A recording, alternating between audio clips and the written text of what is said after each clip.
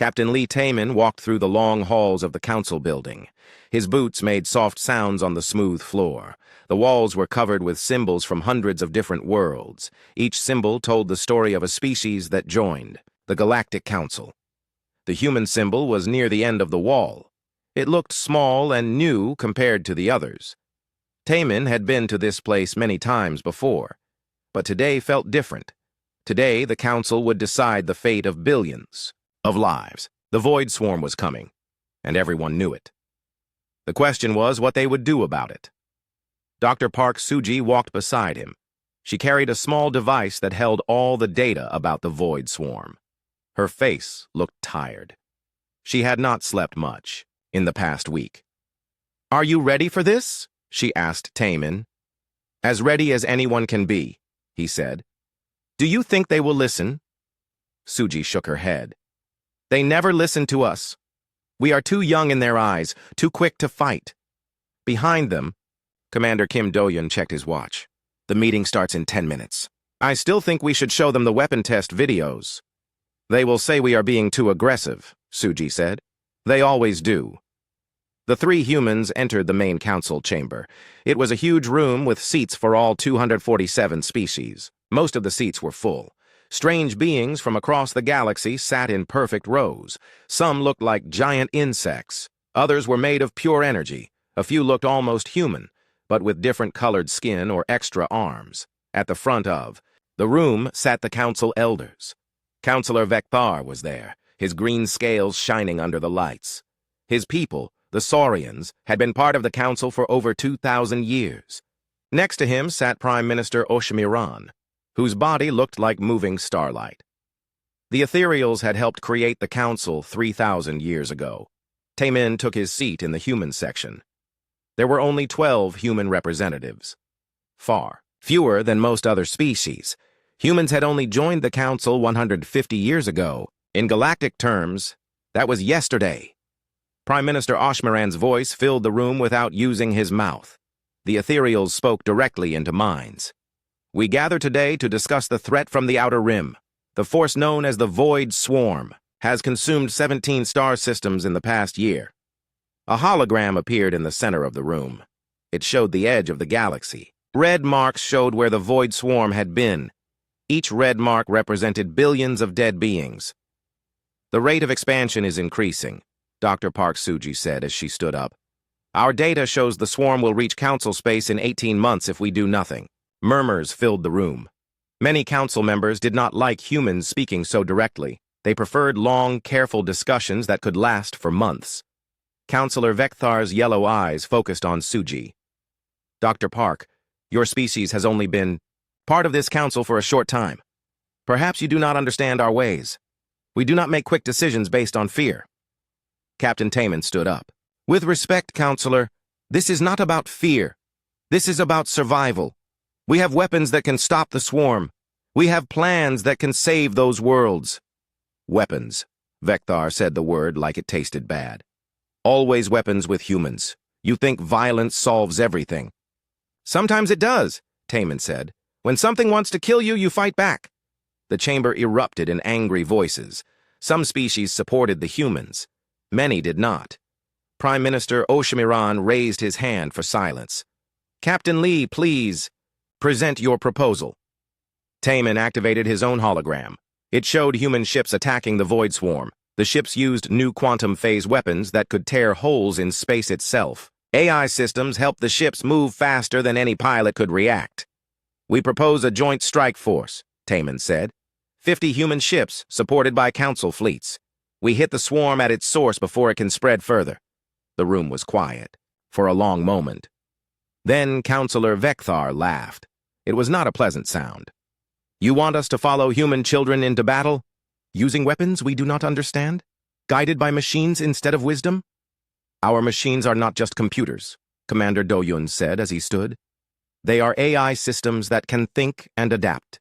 They make us faster and stronger. They make you dependent," said a voice from the crystalline section. The speaker looked like a walking diamond.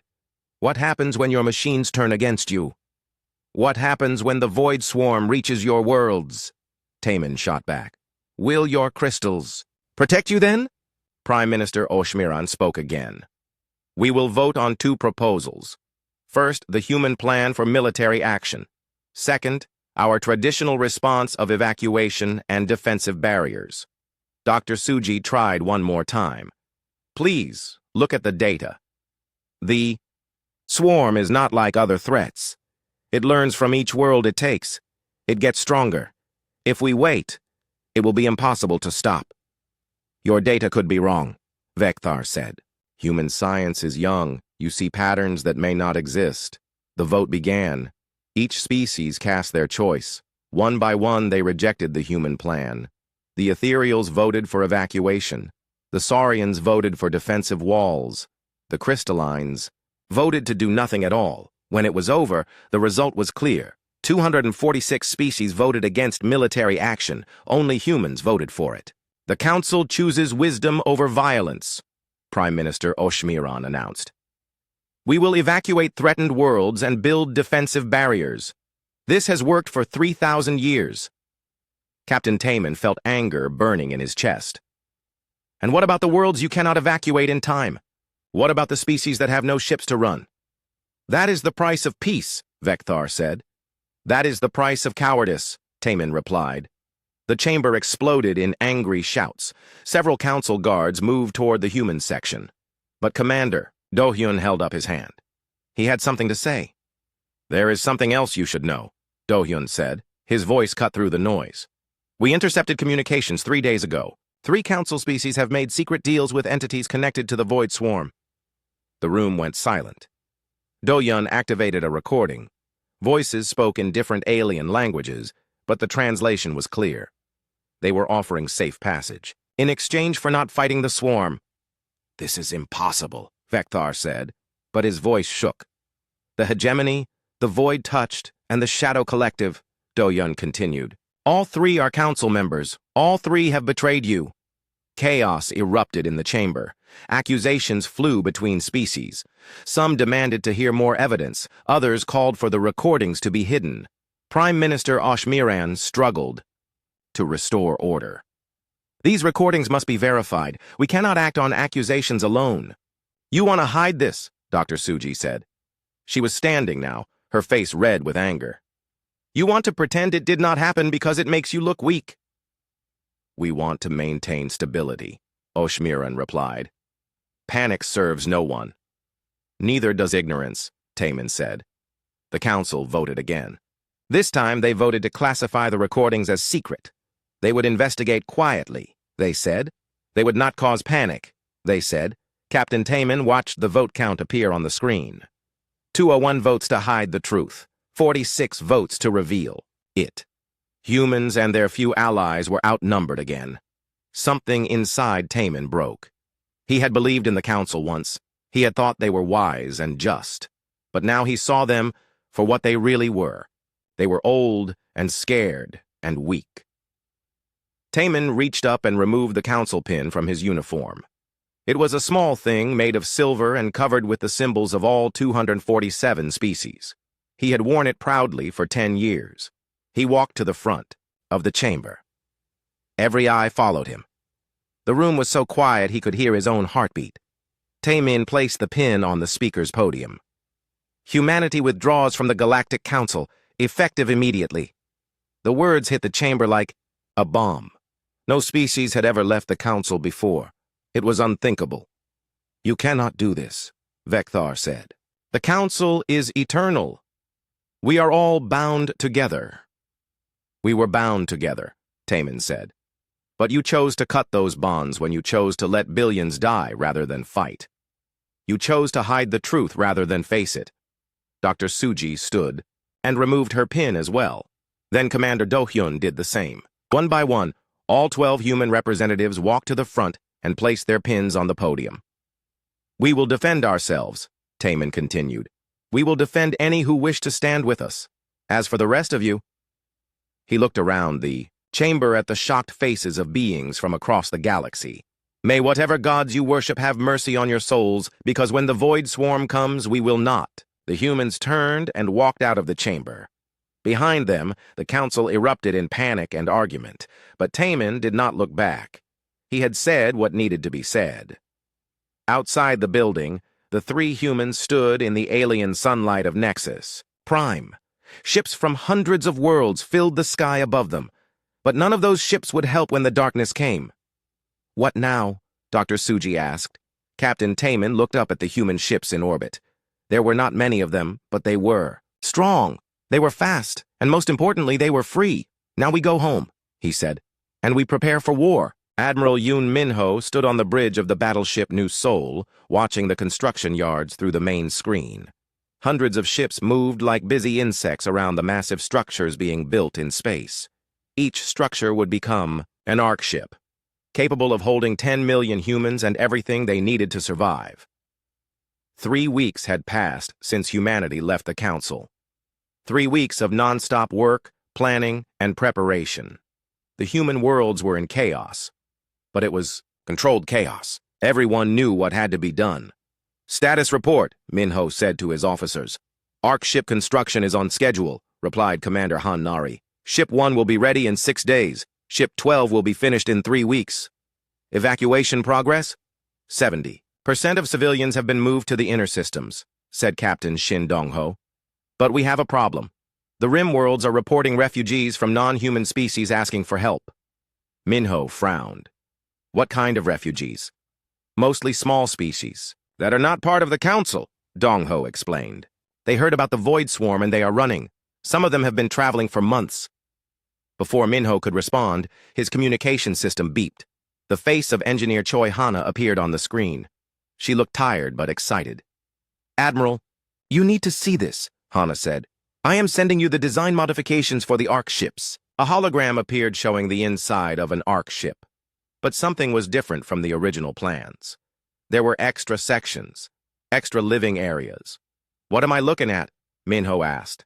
"Space for refugees," Hana said simply. "Each ARC can hold 10 million humans, but with some changes, we can also fit 2 million refugees from other species." Min-ho was quiet for a moment. Taking refugees would slow them down. It would use resources they might need later, but it was also the right thing to do. "How much will this delay construction?" he asked. 2 days per ship," Hana said. "Maybe 3. "Do it," Min-ho decided. "We do not leave people behind to die. That is what makes us different from the Council." On the planet Kepler 442b, Dr. Yang Wubin was having his own problems. His job was to evacuate the outer colonies, but every day brought new complications. Today's complication had 6 legs and spoke in clicking sounds. "Please, human friend," the insectoid being said through a translation device. "My people have 12 hives on this world. We cannot move them all before the darkness comes." Wubin looked at the data on his tablet. The hivers were not part of the Council, but they had lived peacefully on the edges of human space for decades. Their hives were deep underground and would take weeks to evacuate properly. "How many of your people?" Wubin asked. 8 million in this system," the hiver replied. "But only 2 million can travel. The others must stay with the young ones." Wubin made a decision that would have been impossible under Council rules. "We will take everyone. Young ones, too. Our ARC ships have special sections for different atmospheres." The hiver's antennae twitched with excitement. "You would do this? For strangers?" "You are not strangers," Wubin said. "You are neighbors." While evacuations continued, another crisis was building in space. Commander Kim Do-yun sat in his command ship, watching Council forces move into position around human space. 50 ships from different species had formed a blockade. "They are not attacking," reported Lieutenant Park Ji-soo, "but they are stopping our evacuation ships."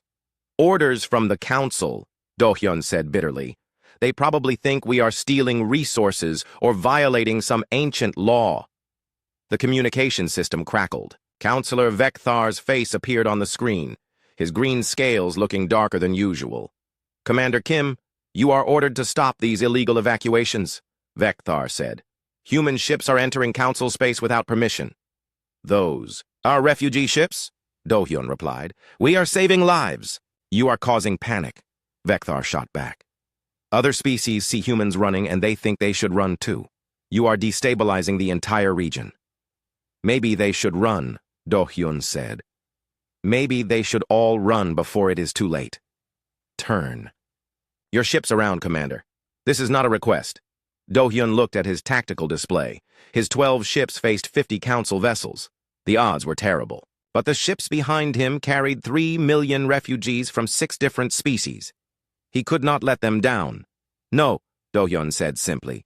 The first council ship fired a warning shot across the bow of Do-hyun's flagship. The commander smiled grimly.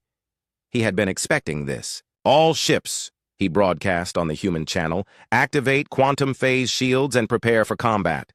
Remember, we are not here to conquer. We are here to save lives. The battle that followed would be talked about for years. The council ships were bigger and more heavily armed, but they fought like the council governed, slowly and carefully. They followed ancient rules of engagement and moved in predictable patterns. The human ships fought like humans lived, fast, creative, and with no respect for rules that got people killed. They used quantum phase technology to disappear and reappear behind enemy ships. They coordinated attacks with AI systems that could think faster than any organic brain. Captain Lee Sang-o's destroyer Soul Pride used quantum jumping to appear inside the council formation. He fired a spread of missiles that confused enemy sensors, then jumped away before return fire could reach him. Lieutenant Commander Yu Seonmi's ship Dancing Dragon used its AI to predict enemy movements. Her ship was always in the right place at the right time, hitting weak spots and avoiding incoming fire. The battle lasted only 20 minutes. When it was over, 15 council ships were disabled or destroyed. The human fleet had lost 2 ships and taken minimal damage. But the most important thing was not the battle itself. It was who was watching. The galaxy had never seen human military technology used in real combat before. They had heard stories, but stories could be exaggerated. This was not a story. This was proof that humans were more dangerous than anyone had imagined. As the surviving council ships retreated, something unexpected happened. A small ship approached the human fleet under a white flag. It was sleek and fast, built for speed rather than fighting. "This is Captain Kethlin of the Felinian merchant vessel Swift Wind," came a voice over the communication channel. "I request permission to speak with your commander." Do-hyun was suspicious but curious. The Felinians were traders who stayed neutral in all conflicts. What did they want?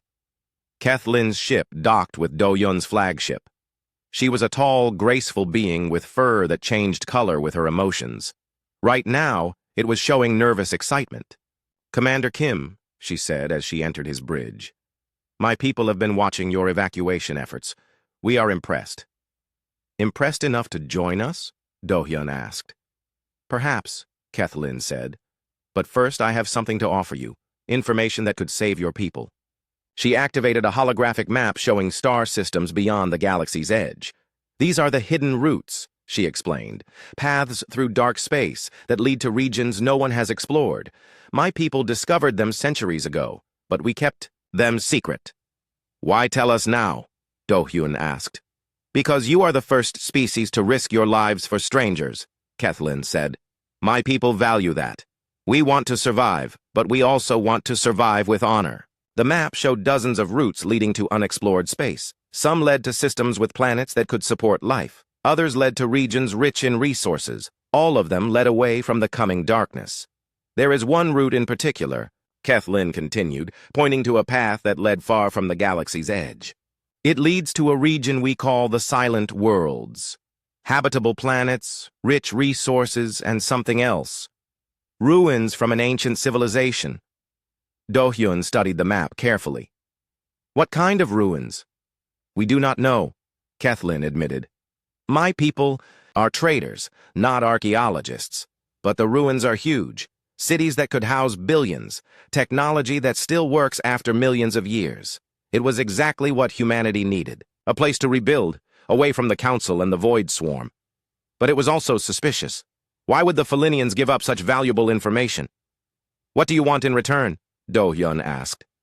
"Passage on your arc ships," Kethlin said simply, "and a place in whatever you build in the Silent Worlds." Before Do-hyun could answer, alarms began sounding throughout the ship. Lieutenant Park Ji-soo ran to her station and activated the long-range sensors. "Commander, you need to see this," she said. Her voice was shaking. The main screen showed the edge of Council space. Red markers indicated the latest Void Swarm positions, but there were far more red markers than there should have been. How many systems? Do-hyun asked quietly. 47 in the past week, Jisoo replied. The expansion rate has tripled. Kethlin's fur turned pale with fear. It is moving faster than anyone predicted. Do-hyun ran calculations in his head. At this rate, the swarm would reach the heart of Council space in 6 months, not 18. Every delay meant more dead worlds. Captain Kethlin, he said formally, on behalf of humanity, I accept your offer. Welcome to the Exodus. As Kethlin's ship joined the human evacuation fleet, communication channels across the galaxy began broadcasting desperate messages. The Council had finally realized what humanity had known for months. They were running out of time. This is Prime Minister. Oshamiran to all human vessels, came a transmission from Nexus Prime. Dr. Shin Ji-young knelt in the red dust of an alien world, carefully brushing dirt away from what looked like metal. But it was not ordinary metal. It was something that should not exist, a material that was millions of years old, but showed no signs of rust or decay. This is impossible, she whispered to her assistant, Professor Kim Yoon-ho. This structure predates everything we know about galactic civilization. 6 months had passed since the human Exodus fleet arrived in the region Kethlin called the Silent Worlds. They had found exactly what she promised: dozens of habitable planets, rich asteroid fields, and something much more mysterious. The ruins of a civilization that had died before the oldest Council species learned to use fire. The ruins were everywhere. On 17 different worlds, massive cities lay empty and waiting. The buildings were made from materials that human science could barely understand. Some structures were so tall they disappeared into the clouds. Others were buried so deep that excavation teams were still digging after months of work. Dr. Shin, came a voice over her communication device. It was Captain Bae Kyung-soo, leader of the reconnaissance fleet. We found something you need to see. I am sending coordinates to Dig Site 7. Ji-young stood up and brushed dust from her knees. Dig Site 7 was the largest excavation site, where teams had uncovered what looked like a massive command center. If Kyung-soo found something there, it had to be important. The transport ship carried her across the planet's surface. Below, she could see the new human colonies spreading across the landscape. Prefabricated buildings mixed with alien structures in a strange but beautiful pattern. In the distance, ships from other species were building their own settlements. The Exodus had brought humanity and 47 other species to the Silent Worlds. Some were refugees from the Void Swarm. Others were species that had never been part of the Council and wanted a fresh start. All of them were working together to build something new. At Dig Site 7, Captain Kyung-soo was waiting with his team. His face showed the excitement of a man who had made an incredible discovery. We broke through to a lower level this morning, he explained as he led Ji-young deeper into the ruins. The preservation is perfect down there. Everything still works. They descended through tunnels that glowed with their own light. The walls were covered with symbols that looked almost familiar, as if they were the ancestors of languages humans knew. Here, Kyung-soo said, stopping in front of a large chamber. Ji-young stepped inside and gasped. The room was filled with displays that showed moving images, star maps, technical diagrams, and most shocking of all, images of the galaxy from millions of years ago. The displays activated when we entered, Kyung-soo explained. It is like they were waiting for someone to find them. Ji-young approached the nearest display. It showed the galaxy, but different from how it looked now. Whole sections were missing. Other areas showed signs of massive destruction. What happened here? She wondered aloud. The display seemed to hear her. New images appeared, showing fleets of dark ships spreading across the galaxy like a disease. The ships consumed everything in their path. Planets, stars, entire civilizations. It looks like the Void Swarm, Kyung-soo said quietly. No, Ji-young said, studying the images more carefully. It looks like what the Void Swarm used to be. More displays activated around the room. They showed the same story from different angles. An ancient civilization fighting desperately against the consuming darkness. Battles that lasted for centuries. Weapons that could crack planets and rearrange stars, and in the end, sacrifice. The ancient civilization had found a way to stop the darkness, but the price was their own existence. Dr. Shin, Kyung-soo said, pointing to another display. Look at this.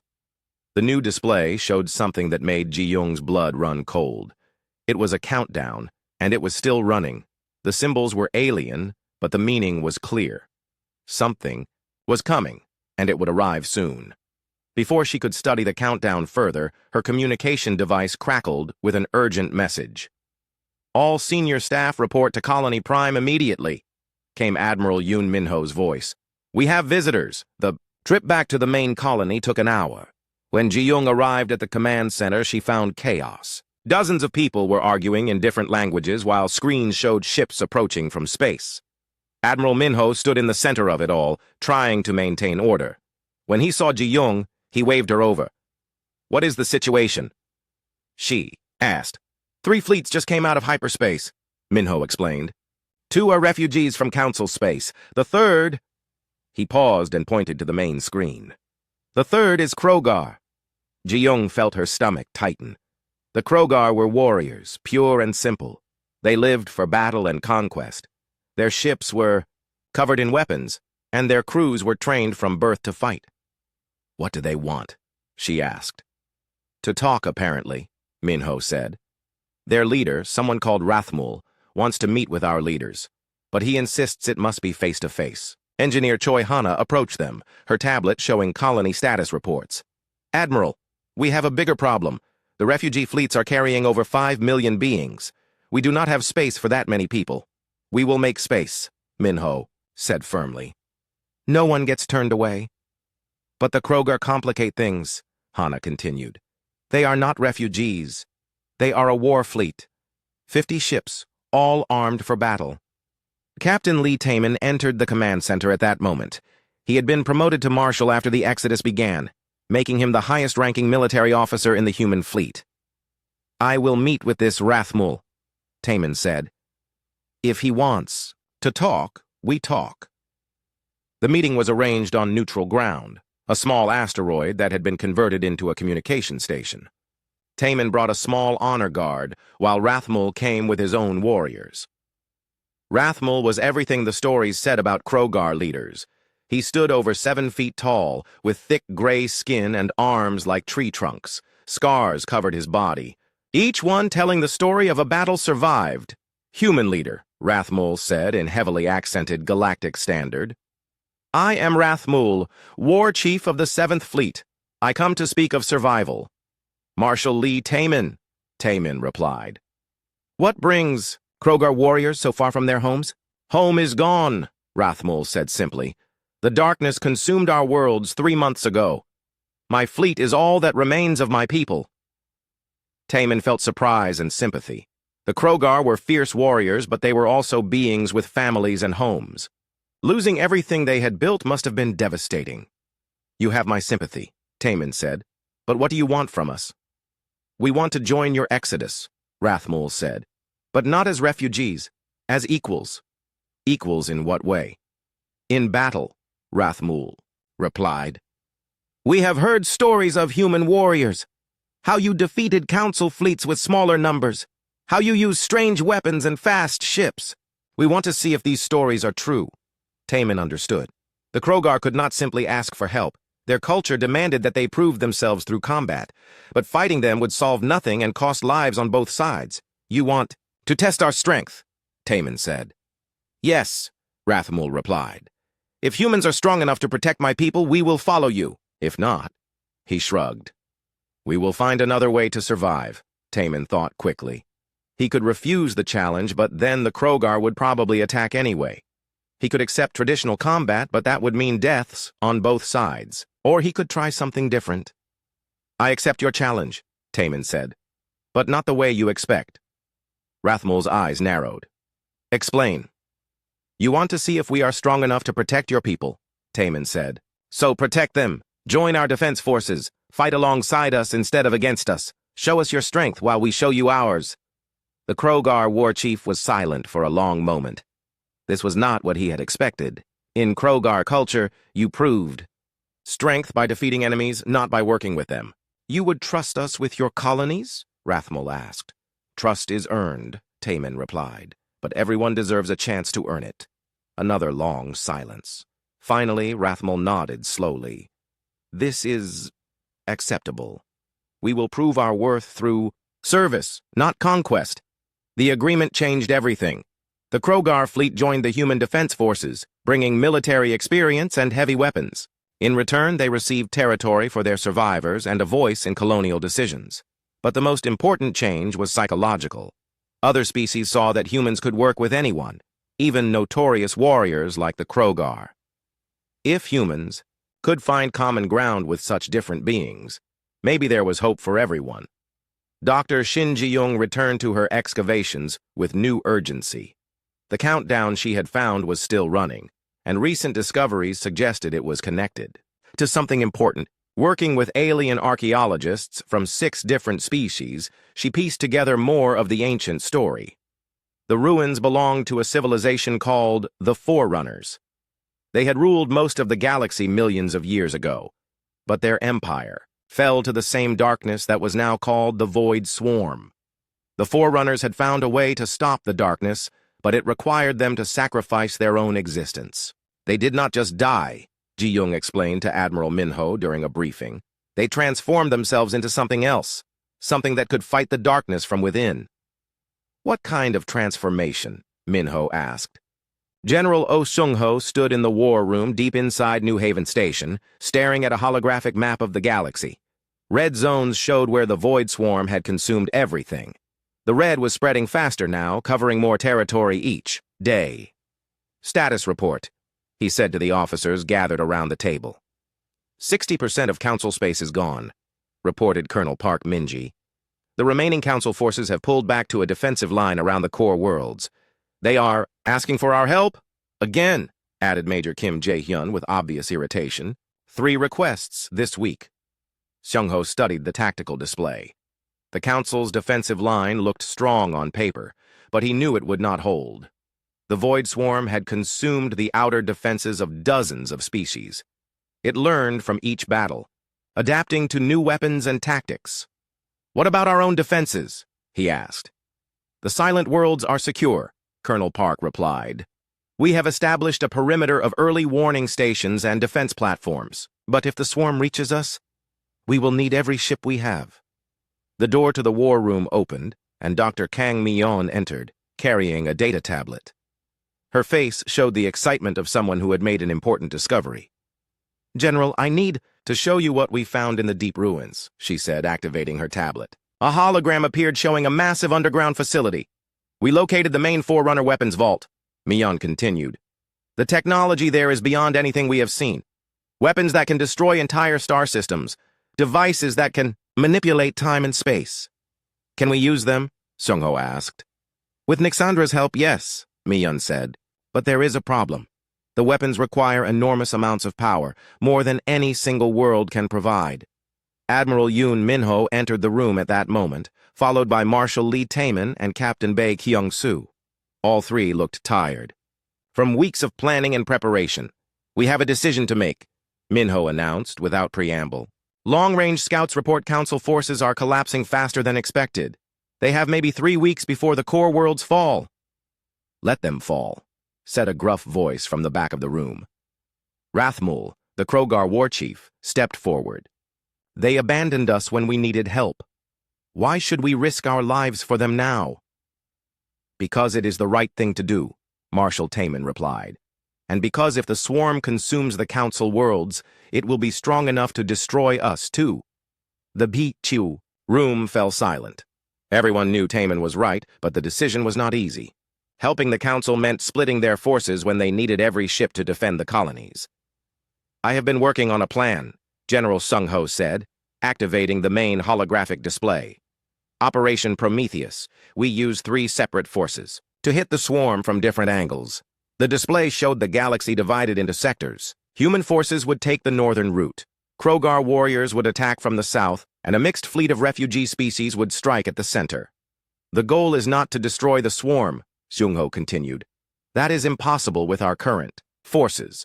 The goal is to slow it down long enough to evacuate the remaining council worlds. And then what? Asked Captain Kathleen. The Felinian had become the unofficial representative for the smaller refugee species. Then we fall back to the silent worlds and prepare for a final stand, Sheng-Ho said grimly. Before anyone could respond, the communications system activated. The face of a being none of them recognized appeared on the screen. It looked vaguely reptilian, but with features that suggested genetic modification. "This is Admiral Zephyros of the Council Remnant Fleet," the being said. "I am requesting permission to enter your space." Marshal Taman stepped forward. "State your business, Admiral." "Survival," Zephyros said simply. "I have 57 ships carrying refugees from the core worlds. We have nowhere else to go." "Council ships are not welcome here," Rathmel growled. "These are not Council ships anymore," Zephyros replied. "The Council dissolved 4 days ago.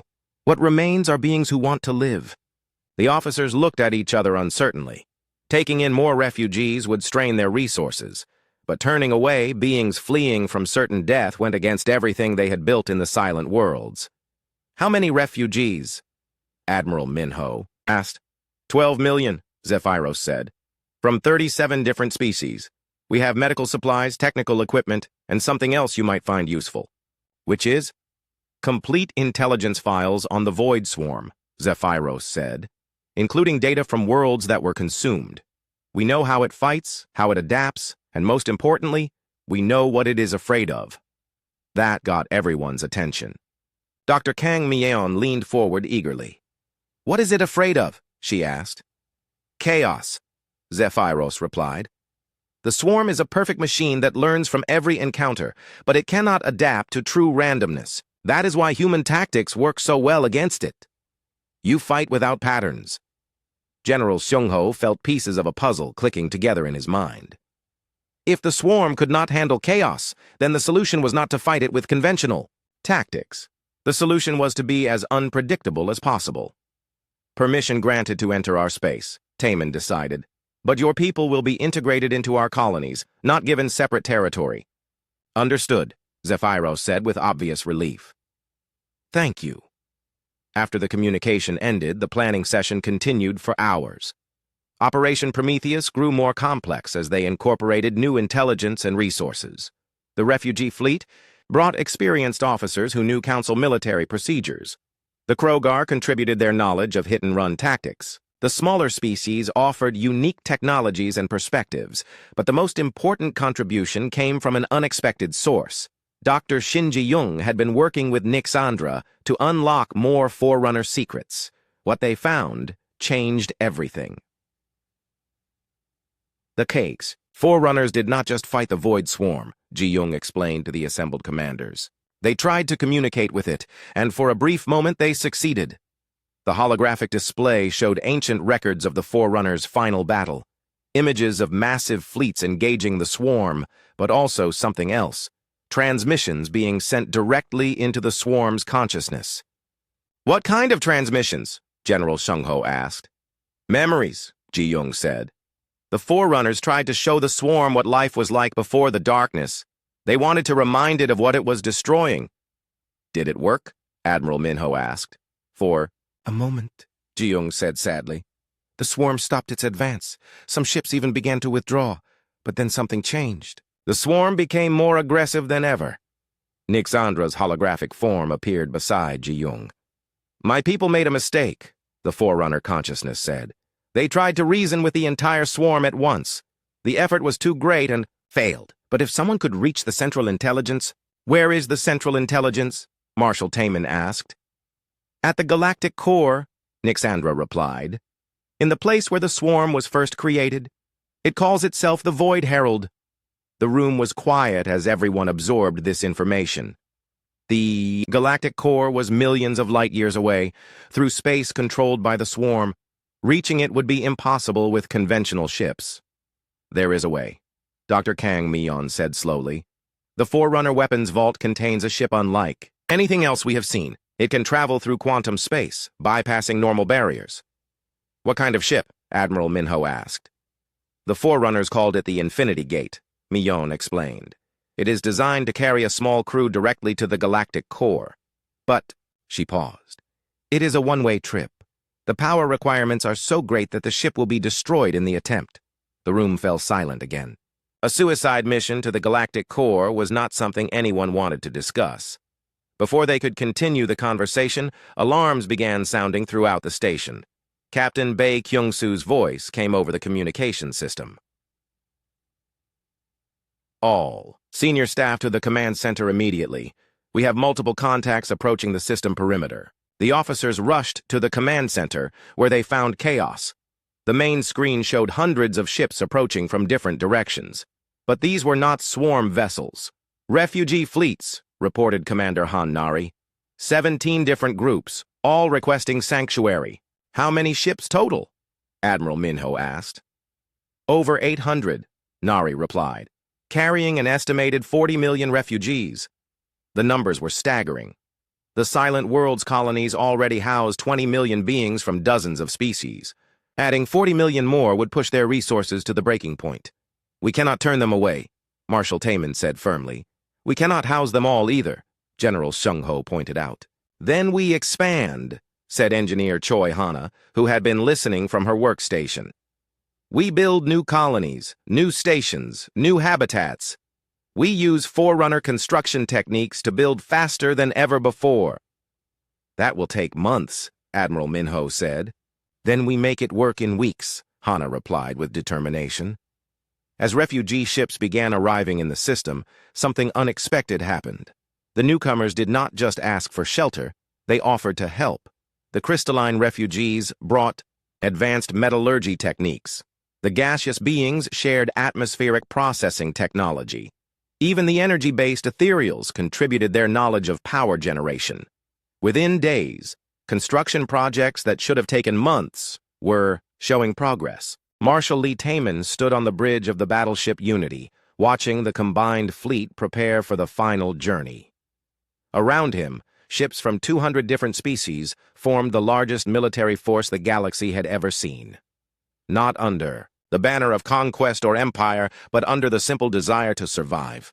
Fleet status report, he called to his officers. All ships report ready, announced Commander Han Nari. Human fleet, Krogar battle groups, Felinian scouts, and refugee squadrons all standing by. Through the main viewport, Taman could see the massive form of the Infinity Gate. The Forerunner ship looked like a silver needle compared to the warships around it, but it carried the hopes of every living being in the galaxy. Dr. Shin Ji-young worked at a nearby console, making final preparations for the journey to the galactic core. Beside her, the holographic form of Nixandra flickered with what might have been nervousness. The quantum drive is ready, Ji-young reported. We can reach the core in 6 hours. But remember, this is a one-way trip.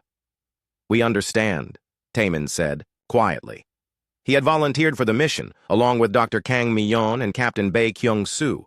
If they failed, the galaxy would fall to the Void Swarm. If they succeeded, well, they probably would not live to see the results. Admiral Yoon. Minho's voice came over the communication system from the flagship Seoul. All fleets. This is Admiral Minho. Today we write the final chapter of this war. Not as separate species, but as one people united against the darkness. The combined fleet began to move. 3 massive formations spread across space, each heading toward a different entry point into swarm-controlled territory. The diversionary attacks would draw attention away from the Infinity Gate's approach to the galactic core. As the Unity accelerated toward the jump point, Taman thought about how much had changed since that day in the council chambers. Humanity had left as outcasts, but they were returning as leaders of the greatest alliance in galactic history. Quantum jump in 30 seconds, announced the navigation officer. Taman activated the ship's communication system one final time. This is Marshal Lee Taman to all ships. Whatever happens today, remember that we chose to stand together. That choice makes us stronger than any weapon. The stars vanished as the Infinity Gate entered quantum space. 6 hours later, they emerged at the galactic core. What they found defied all expectations. The center of the galaxy was not empty space dotted with stars. It was a massive structure, bigger than solar systems, made from the consumed matter of 1,000,000 worlds. Dark ships moved around it like insects around a hive, but these ships were different from the swarm vessels they had fought before. Sensors are picking up massive energy readings, reported Dr. Kong Mion. The entire structure is some kind of processing facility. Processing what? Captain Bae Kyung-soo asked. Information, Nixandra said, her holographic form studying the readings. The Void Herald is not just consuming matter, it is consuming the memories and experiences of every being it destroys. Taemin felt a chill run down his spine. It is trying to understand what it destroyed. More than that, Nixandra said sadly. It is trying to become what it destroyed. The Herald has been alone for so long that it consumes entire civilizations just to experience what life was like. As they approached the massive structure, something unexpected happened. The swarm ships did not attack. Instead, they formed an escort, guiding the tiny Forerunner ship toward what looked like a docking bay. They want us to land, Mion observed. It could be a trap, Kyung-soo warned. Of course it is a trap, Taemin said. But it is also an invitation. The Herald wants to meet us. The Infinity Gate descended through the structure's outer layers, past defenses that could have destroyed entire fleets. The docking bay was vast enough to hold a city, but it was empty except for their small ship. As they disembarked, the artificial gravity felt strange, not quite like any planet they had visited. The walls around them pulsed with organic-looking patterns, as if the entire structure was alive. This way, Nixandra said, her holographic form leading them down a corridor that seemed to stretch forever. They walked for what felt like hours through passages that constantly changed around them. Sometimes the walls showed images of worlds being consumed. Other times they displayed the last moments of civilizations fighting desperately against the darkness. Finally, they reached a chamber at the heart of the structure. It was filled with floating spheres of light, each one containing the memories of a destroyed world. At the center of it all sat a figure that had once been magnificent, but was now broken and tortured. The Void Herald looked like it had been built from the fragments of every species it had consumed. Parts of its body resembled humans, others looked Krogar or Felinian or crystalline. It was as if the Herald was trying to become everything at once and failing. When it spoke, its voice was the sound of worlds dying. "More visitors," the Herald said. "Come to see what you will become when I consume your precious alliance." "We did not come to fight," Taemin said, stepping forward despite every instinct telling him to run.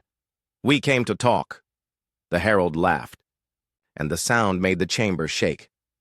"Talk? I have absorbed the memories of trillion beings. I know every word ever spoken, every thought ever thought. What could you possibly tell me that I do not already know?" "How to stop the pain, Dr. Shin," Ji-young said quietly. The Herald's laughter stopped. For the first time in millions of years, it was completely silent.